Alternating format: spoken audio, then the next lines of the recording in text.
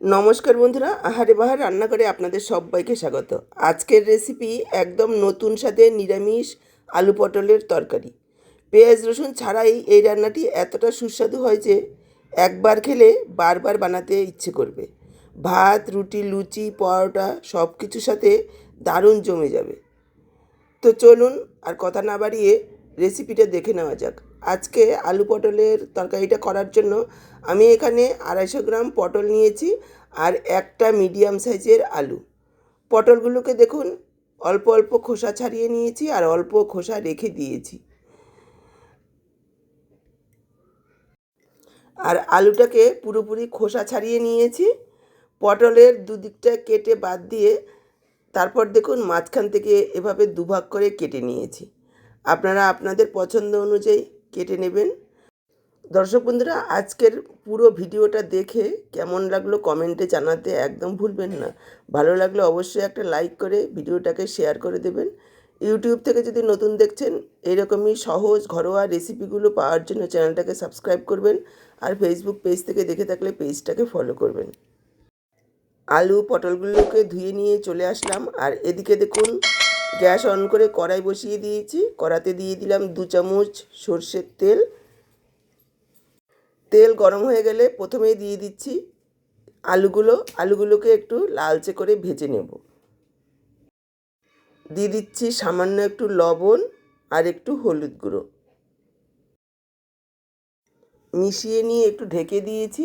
ঢেকে দিয়ে 2-3 মিনিট আলুগুলোকে লালচে করে ভেজে নিয়েছি। মাঝখানে 2-1 বার ঢাকা তুলে নাড়াচাড়া করে দিতে হবে। দেখুন, আলুগুলোকে লাল করে ভেজে নিয়েছি, এবার তুলে রাখছি। ওই তেলের মধ্যে দিয়ে দিলাম পটলগুলোকেও একটু ভেজে নেব। দিয়ে দিচ্ছি একটু লবণ, সামান্য একটু হলুদ গুঁড়ো,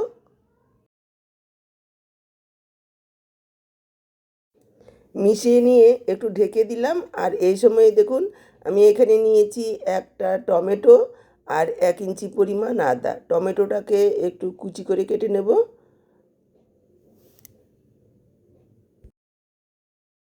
আর আদাটাকে গ্রেট করে নিচ্ছি। আপনারা চাইলে পেস্টও দিতে পারেন। এখানে দেখুন, পটলগুলিকেও 2-3 মিনিট ভেজে নিয়েছি একেবারে লালচে করে। এবার পটলগুলোকে তুলে রাখছি।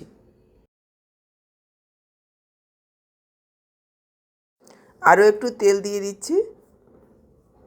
ফোড়নে দিয়ে দিচ্ছি একটা শুকনো লঙ্কা, একটা তেজপাতা আর হাফ চা চামচ সাদা জিরে।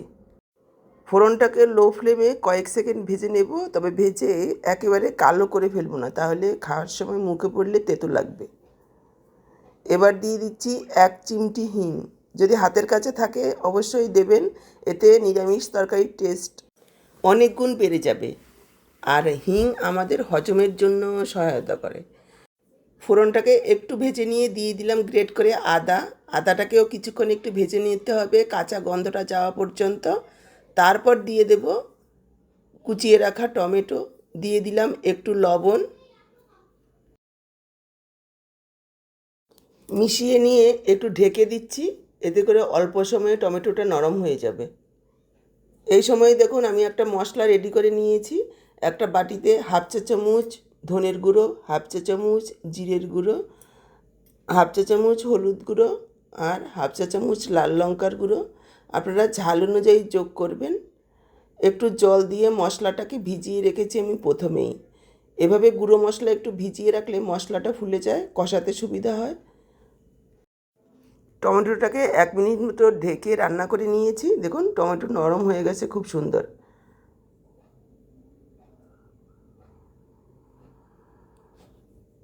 এবার দিয়ে দেবো ভিজিয়ে রাখা মশলাটা। মশলা দেওয়ার পর আরও 2-3 মিনিট একটু কষিয়ে নিতে হবে। দিয়ে দিলাম মশলার বাটি ধুয়ে জল, মিশিয়ে নিয়ে ঢেকে দিচ্ছি। এই সময়ে দেখুন 1/4 কাপ পরিমাণ ছোলার ডাল আমি 2 ঘন্টা আগে 2-3 বার জল পাল্টে পাল্টে ধুয়ে ভিজিয়ে রেখেছি। ডালটা ফুলে গেছে। এবার ডালটাকে নিয়ে নিলাম প্রেসার কুকারে। ডালের মধ্যে আমি 1 কাপ পরিমাণ জল দিয়ে রেখেছি, সেই জলটা শুদ্ধই দিয়ে দিলাম। দিয়ে দিচ্ছি পরিমাণ মতো লবণ, সামান্য 1 চিমটি হলুদ গুঁড়ো। এবার প্রেসারটাকে আটকে গ্যাসে বসিয়ে দিয়েছি আর 3টে সিটি মেরেছি। দেখুন 3টে সিটি পড়ার পর প্রেসারটা বেরিয়েছে। এবার আমি ঢাকনাটা খুলে নিয়েছি। ডালটা খুব সুন্দরভাবে সেদ্ধ হয়েছে, টিপ দিলে গলে যাচ্ছে অথচ গোটা আছে। এভাবেই ডালটাকে সেদ্ধ করবেন, তাহলে খাওয়ার সময় মুখে পড়লে খেতে ভালো লাগবে। এবার ডাল আলাদা করে নেব আর জল আলাদা করে নেব। এই জলটাও ফেলবো না, রান্নায় ব্যবহার করব। এদিকে দেখুন 2-3 মিনিট মশলাটাকে কষিয়ে নিয়েছি। মশলাটা খুব সুন্দরভাবে কষানো হয়ে গেছে। লো ফ্লেমে মশলাটাকে কষাবেন। যেহেতু অল্প তেল দিয়েছি সেজন্য তেল অল্পই ছেড়েছে। এবার দিয়ে দেবো ভেজে রাখা আলু, পটল আর সেদ্ধ করে রাখা ছোলার ডাল। মিশিয়ে নিয়ে আরও 2-3 মিনিট কষিয়ে নেব মিডিয়াম ফ্লেমে। একটু ঢেকে দিচ্ছি। বারবার এইভাবে যদি ঢেকে ঢেকে রান্নাটা করা হয় তাহলে রান্নাটা হতে সময়ও কম লাগে, গ্যাসও বাঁচে। দেখুন আরও 2-3 মিনিট কষিয়ে নিয়েছি। মাঝখানে আমি ঢাকা তুলে নাড়াচাড়া করে দিয়েছি যাতে নিচে লেগে না যায়। এবার দিয়ে দিচ্ছি জল। ডাল সেদ্ধ করার জলটা প্রথমে দিয়ে দিলাম, তারপরে দিয়ে দিচ্ছি গরম জল 1 কাপ পরিমাণ। অবশ্যই গরম জল দেবেন, এতে করে টেস্টও ভালো আসবে, রান্নার প্রসেসটাও স্লো হবে না। আর ছোলার ডাল সেদ্ধ করার পর যদি ঠান্ডা জল দেওয়া হয় তাহলে কিন্তু ডালটা বেশি শক্ত মতো হয়ে যাবে। একটু গরম জল দেবেন, তাতে খুব তাড়াতাড়ি রান্নাটাও হবে। দেখুন জলটা দেওয়ার পর মিশিয়ে নিয়ে ঢেকে দিয়ে প্রায় 7-8 মিনিট রান্না করে নিয়েছি মিডিয়াম ফ্লেমে। আলু, পটল খুব সুন্দরভাবে সেদ্ধ হয়ে গেছে। ডালটাও আরও একটু নরম হয়েছে। একবার দেখিয়ে দিচ্ছি, দেখুন।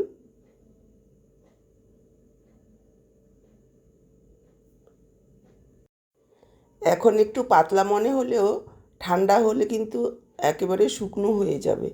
সেইভাবে আপনারা নামাবেন। ছোলার ডাল দেওয়া আছে, অনেকটাই ঝোল টেনে নেবে। এবার দিয়ে দিচ্ছি 1/2 চা চামচ গরম মশলার গুঁড়ো আর 1 চা চামচ ঘি। যেহেতু নিরামিষ একটু ঘি গরম মশলা দিলে ভালো লাগবে খেতে, তবে ঘিটা চাইলে আপনারা স্কিপও করতে পারেন।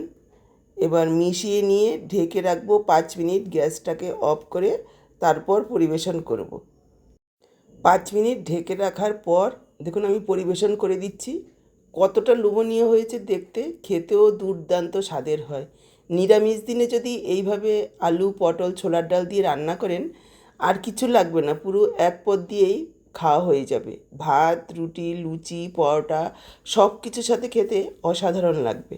তো আপনাদের কেমন লাগলো আজকের এই নিরামিষ রেসিপিটা অবশ্যই কমেন্টে জানাতে একদম ভুলবেন না। ভালো লাগলে অবশ্যই একটা লাইক করে ভিডিওটাকে শেয়ার করে দেবেন। আপনাদের একটা লাইক এই ভিডিওটাকে আরও অনেক দূর পৌঁছাতে সাহায্য করবে। তাহলে আজকে এখানেই বিদায় নিচ্ছি। আবার দেখা হবে এই রকমই ঘরোয়া রেসিপির সাথে। সবাই ভালো থাকুন, সুস্থ থাকুন।